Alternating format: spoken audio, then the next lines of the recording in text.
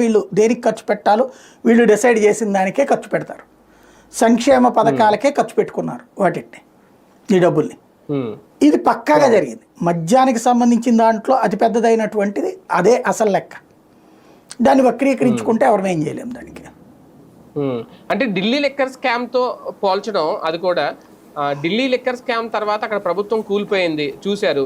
ప్రజాప్రతినిధుల్లో ఒక భయం తీసుకురావడానిక ఆ తరహాలో ఇక్కడ కూడా భవిష్యత్తులో జరగబోతోంది అని ఏమన్నా ఒక సంకేతం ఇస్తుందా?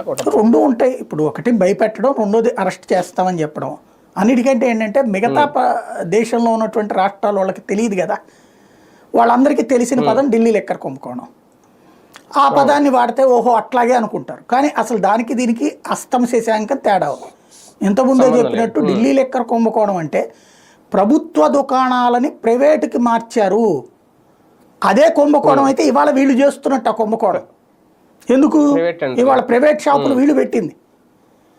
ప్రైవేటు దుకాణాలని ప్రభుత్వానికి మారిస్తే కుంభకోణం అని చెప్పాలి. అక్కడ ఢిల్లీలో ప్రభుత్వ మద్యం దుకాణాల ద్వారా వచ్చే ఆదాయం కంటే ఎక్కువ ఆదాయం వస్తుందని గవర్నర్తో చెప్పి పర్మిషన్ తీసుకుని అక్కడ ప్రైవేట్ మద్యం దుకాణాలు పెట్టారు.